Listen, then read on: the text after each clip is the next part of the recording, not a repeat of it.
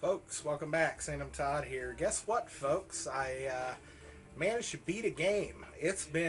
I haven't beat a game since I've been on YouTube. And it's not for lack of trying, but when you're a collector and you're buying multiple games a week, it's hard to stick with any one thing. But I did manage to beat Alan Wake.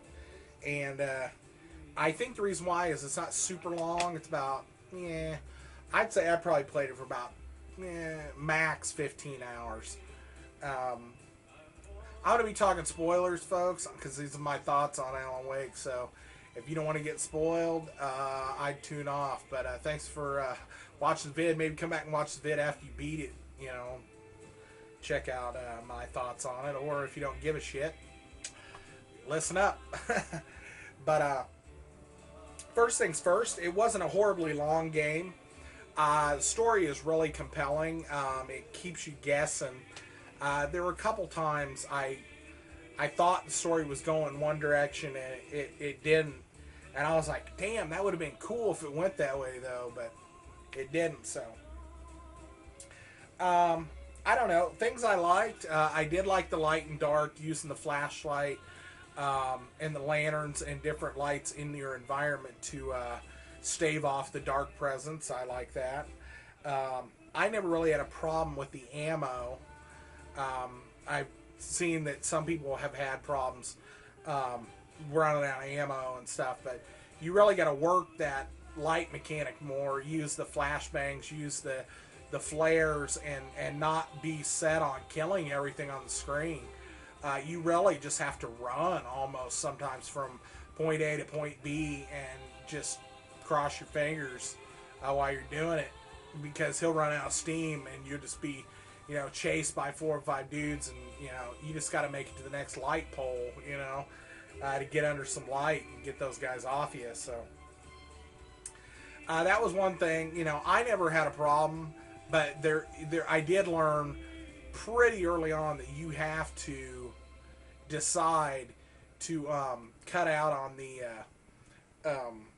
fighting and just run to the next checkpoint, other than killing everything. I'm going to switch to a different soundtrack song.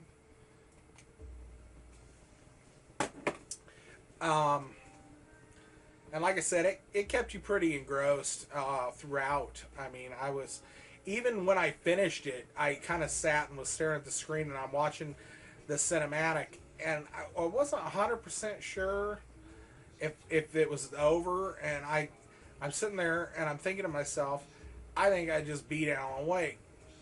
And sure enough, I did. And this this comes to my point.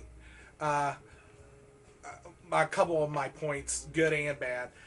First point is, I felt there wasn't enough variety of enemies in this game.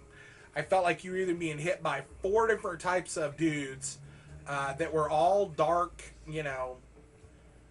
presence. It's basically a guy. There's like a guy with a sickle, a guy with an axe that throws it at you. There's a dude with a chainsaw, and there's a dude with like a big sledgehammer mallet. And the sledgehammer and chainsaw guys are bigger, and the other 2 are smaller. And basically, that's all you see over and over again are these same 4 dudes, in the woods over and over and over. I mean, I felt like the variety of the types of enemies you were fighting was kind of not too great. But you're in the woods, it's dark, you don't know how many of them are around you, there is some what they call poltergeist stuff, where barrels and different things will float up in the air and fly toward you and stuff, and you got to take those out. That's nice, but I don't really consider that like an enemy. When I have a tire flying at me, I'll try to avoid it, but do I really? And it might kill me if it hits me enough times, but do I really count it as like an enemy? No, not really. I also felt, and this is my own personal opinion, that there was no real end boss to this game. I was hoping for a boss fight, and there really never was any boss fights throughout the game. there was a couple times where you fight like a bulldozer, or you fight like a steam shovel crane, and at the very end there's this tornado. The tornado you see at the very beginning that's chasing you down the road. I mean, it's basically dropping stuff on you and stuff, but it's still the same 4 or 5 dudes chasing after you, and stuff's falling out of the sky.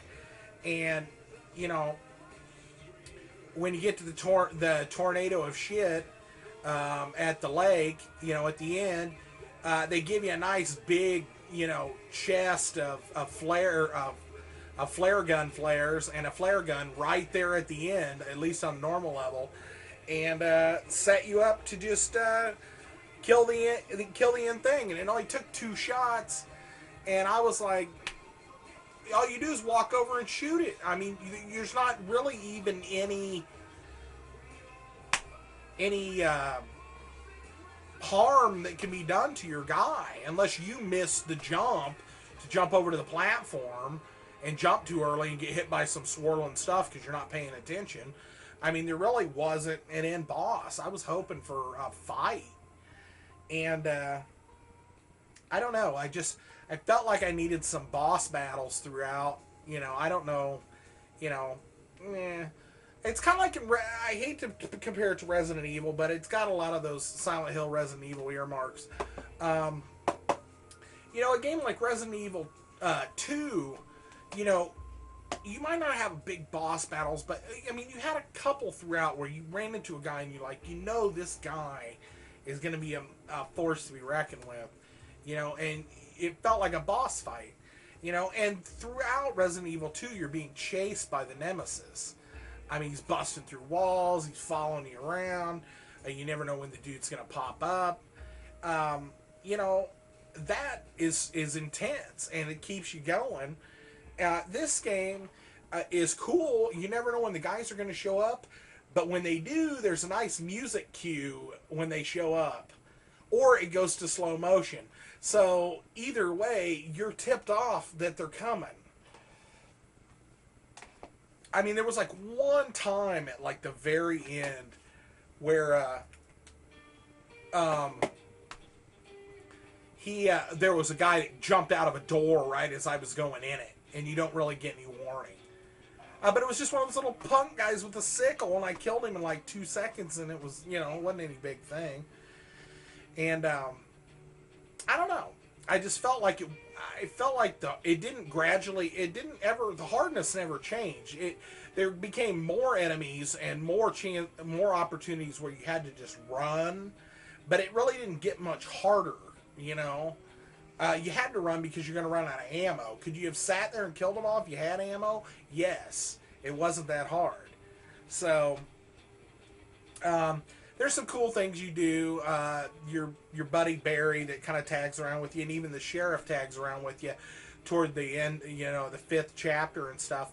And that was some of the most fun I had, was having those AI characters with me that were cracking jokes and shooting at stuff while I'm hitting it with the light, and you know, and I didn't have to waste a lot of ammo, and I was having stuff killed for me, and it was just, that was as fun as walking through the woods by myself. I mean, you know, that's cool and it builds atmosphere, but at the same time, I needed a little bit of like a mix, I guess, of that interaction with other people. It's that alone in the dark that really builds the tension, but it's the friends being with you and kind of that group, kind of that, you know, it's almost like a shooter, you know, kind of mentality where you have, you know, you're at the arcade and you all have your gun and you're shooting zombies on the screen or something. That's how it felt when the AI characters were there for me.